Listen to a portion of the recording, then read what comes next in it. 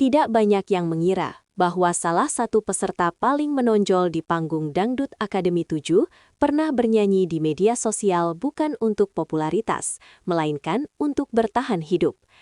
Nama April Cirebon kini dikenal luas sebagai salah satu kontestan yang berhasil menembus posisi top 3 dalam ajang pencarian bakat dangdut nasional. Namun sebelum sorotan kamera, lampu panggung dan dukungan jutaan penonton, ada kisah panjang yang jarang diketahui publik secara utuh. Kisah ini bukan tentang sensasi, melainkan tentang realitas hidup yang dialami seorang anak sejak usia sangat muda.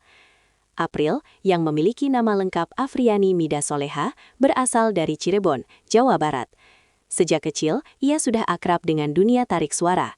Bernyanyi bukan sekadar hobi, melainkan bagian dari keseharian. Dalam berbagai kesempatan wawancara, disebutkan bahwa April sudah mulai bernyanyi sejak duduk di bangku sekolah dasar, bahkan sering tampil di ruang publik untuk membantu kebutuhan keluarga. Berbeda dengan cerita instan yang sering muncul di industri hiburan, perjalanan April terbentuk dari kondisi keluarga yang penuh keterbatasan. Ketika media sosial mulai berkembang, ia memanfaatkan platform seperti TikTok untuk bernyanyi secara langsung. Aktivitas ini bukan sekadar konten hiburan, tetapi menjadi salah satu cara keluarga mendapatkan dukungan ekonomi. Fakta inilah yang kemudian menarik perhatian publik. Dari ruang digital yang sederhana, April melangkah ke panggung besar televisi nasional. Namun, bagaimana sebenarnya kondisi yang mendorongnya melakukan itu semua? Jawabannya mulai terungkap ketika latar belakang keluarganya diketahui masyarakat. Dan disitulah, cerita ini menjadi jauh lebih dalam dari sekedar kompetisi menyanyi. Di balik suara yang terdengar matang dan penuh penghayatan, tersimpan tekanan hidup yang tidak seharusnya dipikul oleh anak seusianya. April tumbuh dalam keluarga sederhana di Cirebon. Dalam berbagai laporan media disebutkan bahwa kondisi ekonomi keluarganya tidak stabil. Salah satu faktor utama yang mempengaruhi kehidupannya adalah kondisi kesehatan ayah yang membutuhkan perawatan dan pengobatan rutin. Situasi ini menjadi beban besar bagi keluarga, termasuk bagi April yang saat itu masih sangat muda. Menghadapi keterbatasan tersebut, April tidak memilih diam. Ia mulai bernyanyi di ruang publik dan memanfaatkan media sosial sebagai sarana menyalurkan bakatnya. Siaran langsung di TikTok menjadi salah satu cara yang ia gunakan, di mana penonton dapat memberikan dukungan secara sukarela. Praktik umum ini dilakukan banyak kreator, namun dalam konteks April, tujuannya sangat jelas, membantu kebutuhan keluarga. Penting untuk dicatat, tidak ada paksaan yang dilaporkan. Apa yang dilakukan April digambarkan sebagai bentuk kontribusi anak terhadap keluarganya, sesuatu yang sering terjadi di banyak keluarga dengan kondisi ekonomi terbatas. Namun ketika fakta ini muncul ke permukaan, tanggapan publik pun beragam. Ada simpati, ada kekaguman, dan ada pula yang memuaskan. Kondisi tersebut membentuk karakter April di atas panggung. Banyak pengamat yang menyebut bahwa emosi yang ia tampilkan saat bernyanyi terasa otentik, seolah-olah lahir dari pengalaman hidup yang nyata. Hal inilah yang membuat penampilan terasa berbeda dibandingkan peserta lain.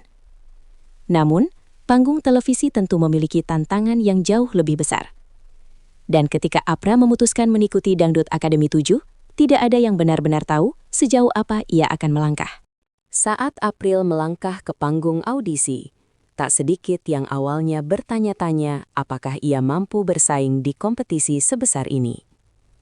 Dangdut Akademi dikenal sebagai ajang dengan standar tinggi, baik dari segi vokal, teknik, maupun mental panggung. Ketika April tampil di panggung awal, perhatian juri dan penonton langsung berbunyi pada satu hal. Kualitas suara yang terdengar matang jauh melampaui usianya. Dalam penampilan audisi, April membawakan lagu dengan penuh penghayatan, tidak berlebihan, tidak dibuat-buat. Ia tampil tenang, fokus, dan terlihat memahami lagu yang ia nyanyikan. Beberapa juri bahkan menyoroti bagaimana kontrol vokalnya sudah terbentuk dengan baik, sesuatu yang jarang dimiliki penyanyi seusianya. Respons positif ini menjadi titik awal perubahan besar dalam hidup. Dari peserta yang sebelumnya hanya dikenal di lingkup media sosial, April mulai dikenal secara nasional. Klip kemunculannya tersebar luas, dan masyarakat mulai mencari tahu siapa sebenarnya sosok di balik suara tersebut. Namun, kompetisi tidak berhenti mengikuti audisi. Setiap babak membawa tekanan baru. Penilaian semakin ketat, ekspektasi meningkat, dan sorotan publik semakin besar. Bagi April, ini bukan hanya tentang menyanyi, tetapi juga tentang menjaga konsistensi di tengah tekanan. Dan justru di titik inilah, banyak pihak mulai menyadari bahwa perjalanan April bukanlah kebetulan belaka. Ketika pujian datang bertubi-tubi dari para juri senior, masyarakat mulai memahami bahwa April bukan sekadar peserta biasa. Sepanjang kompetisi, April secara konsisten mendapatkan komentar positif dari para juri. Mereka menilai April memiliki karakter vokal yang kuat, intonasi yang stabil, serta kemampuan menyampaikan emosi lagu dengan baik. Beberapa juri bahkan merasa bahwa pengalaman hidupnya terlihat mempengaruhi cara ia membawakan lagu. Media nasional mulai mengangkat kisahnya, bukan hanya dari sisi prestasi, tetapi juga latar belakang kehidupannya. Narasi tentang anak muda yang berjuang melalui keterbatasan ekonomi menjadi sorotan utama. Namun, pemberitaan umumnya disampaikan dengan nada empati, bukan eksploitasi. Di media sosial, respon publik juga meningkat signifikan. Banyak penonton yang menyampaikan dukungannya, sementara sebagian lainnya menyebut April sebagai representasi nyata dari perjuangan generasi muda di tengah kondisi sulit. Dukungan ini tercermin dalam perolehan suara dan interaksi publik selama kompetisi berlangsung. Meski demikian, sorotan yang berlebihan juga membawa risiko. Tekanan mental, ekspektasi tinggi, dan opini publik bisa menjadi beban tersendiri. Namun, hingga tahap-tahap krusial kompetisi, April tetap tampil stabil. Dan saat kompetisi semakin mendekati puncak, satu pencapaian besar akhirnya. Ketika namanya diumumkan sebagai bagian dari top 3, suasana studio berubah menjadi momen yang penuh emosi. Masuk ke posisi top 3 bukanlah pencapaian kecil, terlebih bagi peserta termuda. April berhasil melewati berbagai babak dengan persaingan ketat, menghadapi peserta lain yang memiliki jam terbang tinggi dan pengalaman panjang di dunia musik. Pencapaian ini menunjukkan bahwa kualitas dan konsistensi menjadi faktor utama, bukan latar belakang atau usia.